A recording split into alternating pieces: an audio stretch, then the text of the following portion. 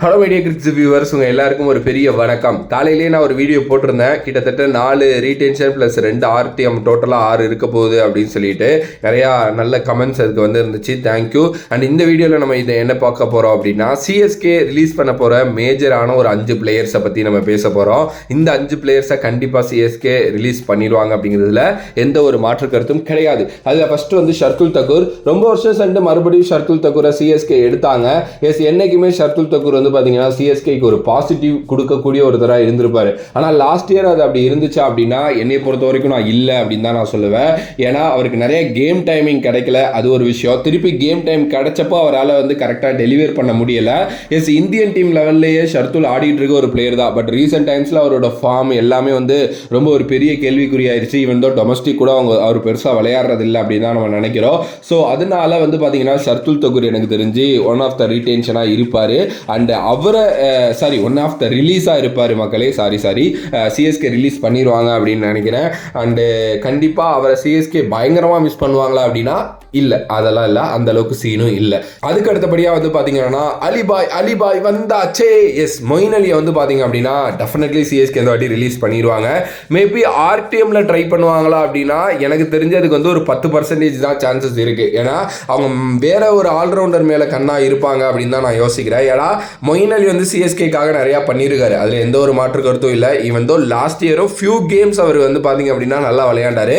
ஆனால் last year வந்து இவரை யூஸ் பண்ண விதமே எனக்கு கரெக்டாக படலை. ஏன்னா சம்பந்தமே இல்லாத பொசிஷனில் இறக்கி விட்டாங்க, பவுலிங் கொடுக்கவே இல்லை.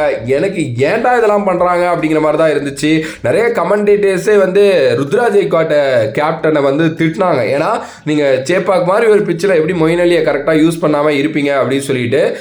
பட் ஆனால் அது என்னன்னே தெரியல. ஆனால் மொயின் அலி மாதிரி ஒரு பிளேயர், ஒரு ஸ்டார் பிளேயராக ஐபிஎல் மாறினதுக்கு காரணம் சிஎஸ்கேக்கு வந்ததுக்கு தான். ஏன்னா அவர் அதுக்கு முன்னாடி பிரான்சைஸுக்கெலாம் விளையாண்டுருக்காரு, லைக் ஆர்சிபி. ஆனால் அங்கெல்லாம் பெருசாக அவர் வந்து எஸ்டாப்ளிஷும் பண்ணப்படலை, அவரோட டேலண்ட்டும் பெருசாக தெரியல. ஆனால் சிஎஸ்கேக்குள்ளே வந்ததுக்கப்புறம் அவர் என்ன மாதிரி வந்து சிஎஸ்கே வந்து இறக்கி விட்டாங்க. அண்டு எவ்வளோ பெரிய வெற்றிலாம் நமக்கு வாங்கி கொடுத்துருக்காரு. வந்து கப் அடிக்கிறதுக்குலாம் துணையாக இருந்திருக்காரு அப்படின்னே சொல்லலாம். எனக்கு தெரிஞ்சு முடிஞ்சிருச்சு கதை அப்படின்னு தான் நான் நினைக்கிறேன். பார்ப்போம் என்ன நடக்க போகுது அப்படின்னு சொல்லிட்டு. பட் ஆனால் அவர் திருப்பி வந்து ரீட்டைன் பண்ணால் ஒர்த்தா அப்படின்னா அது ஒர்த்து தாங்க. திருப்பி எடுத்தால் கூட ஒர்த்து தான். பார்ப்போம் என்ன நடக்க போகுது அப்படின்னு சொல்லிட்டு. அதுக்கு அடுத்தபடியாக ரச்சின் ரவீந்திரா பொறுத்த வரைக்கும் வந்து எனக்கு தெரிஞ்சு சிஎஸ்கே அவரை எப்படியாவது திருப்பி எடுத்துகிட்டு வரணும் அப்படின்னு தான் நான் யோசிப்பேன். ஏன்னா ரொம்ப சின்ன பையன், ஒரு ஃபர்ஸ்ட் ஐபிஎல் விளையாண்டாரு. ஆனால் பயம் இல்லாத ஒரு ஐபிஎல் அவர் ஆடினாரு. நிறைய மேட்சஸ் வாய்ப்பு கொடுக்கப்படலை, அதையும் நம்ம வந்து அக்செப்ட் பண்ணி தான் ஆகணும். பட் அந்த கடைசி மேட்ச்சில் அவர் விளையாண்ட விதம் அப்படிங்கிறது ரொம்ப நல்லா இருந்தது. அட் த சேம் டைம் அவர் ரன் அவுட் ஆன விதம் அப்படிங்கிறதும் சில்லித்தனமாக தான் இருந்துச்சு. ஓகே.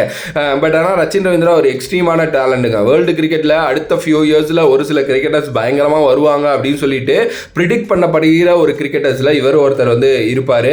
அண்ட் சேப்பாக் மாதிரி பிச்சஸ்லேயே ரொம்ப டஃப்பான பிச் அது, அதுலேயே ரொம்ப நல்லா விளையாண்டாரு. அதுவும் தன்னோட முதல் ஐபிஎல் கேமே எந்த அளவுக்கு விளையாண்டாரு அப்படிங்கிறது தெரியும். பயமறியா சின்ன குழந்தை அவரை எடுத்து க்ரூம் பண்ணலாம். ஆனால் சிஎஸ்கே ரிலீஸ் பண்ணிடுவாங்க.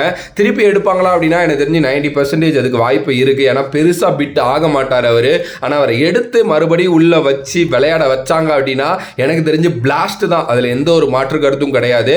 ஆனால் டெவான் கான்வே மாதிரி ஒரு ப்ரூவ் பண்ண பிளேயர் இருக்காரு அப்படிங்கிறதுனால இவருக்கு எந்த அளவுக்கு வாய்ப்பு கிடைக்கும் அப்படிங்கிறது தெரியல.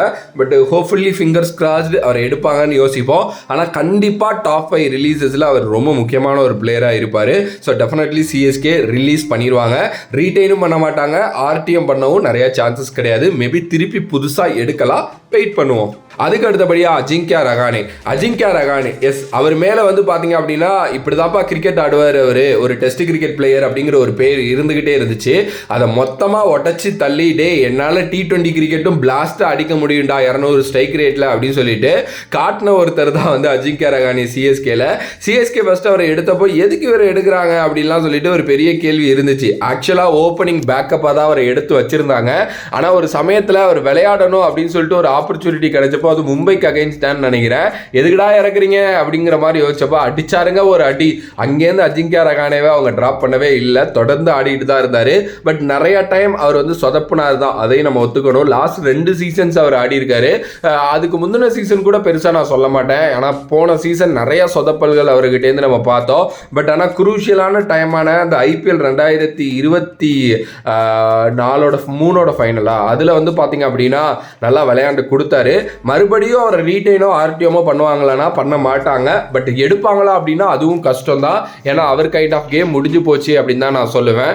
மேபி இந்த வருஷம் அஜிங்கியா ரஹானே, ஒரு ராபின் உத்தப்பா மாதிரி வேற ஏதாவது சர்ப்ரைசஸ் லைக் ஒரு மனிஷ் பாண்டே மாதிரி, ஒரு கருண் நாயர் மாதிரி பிளேயரை நம்ம பார்க்கலாமே தவிர திருப்பி வந்து அஜிங்கியா ரஹானே வந்து நம்ம பார்க்க மாட்டோம் அப்படின்னு தான் நான் நினைக்கிறேன். உங்களோட கருத்தை கமெண்ட் பண்ணுங்க. அதுக்கடுத்து பெரிய ரிலீஸா சிஎஸ்கே பண்ண போறது வந்து தீபக் சகர் தான். எஸ், தீபக் சகர் வந்து ரொம்ப வருஷமா அந்த சிஎஸ்கே மேனேஜ்மெண்டோட ஒரு பயங்கரமான ஒரு நல்ல இதுல வந்து இருந்துகிட்டே இருக்காரு.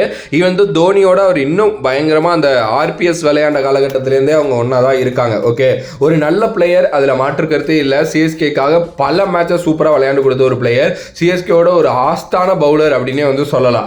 ஆனா ரீசெண்ட் டைம்ஸ்ல இன்ஜுரிஸ் ரூல்ஸ் ஹிம், அதுல எந்த ஒரு மாற்று கருத்தும் கிடையாது. அவ்வளோ இன்ஜுரிஸ் அவர் உடம்புல. எஸ், அது எல்லாத்தையும் தாங்கிட்டு அவர் விளையாடுறதே பெரிய விஷயம். ஒரு ஓவர்ல 2 பால் போட்டாருன்னா முதுக பிடிச்சிடுறாரு. பெருசா பழைய தீபக் சகர் மாதிரி அவருக்கு அந்த ஸ்விங் கிடைக்கவே மாட்டேங்குது. நியூ பால்ல விக்கெட் எடுக்கிறவர் தான் தீபக் சகர். அதுக்கு வந்து ரீசெண்ட் டைம்ஸ்ல நடக்கவே இல்லை.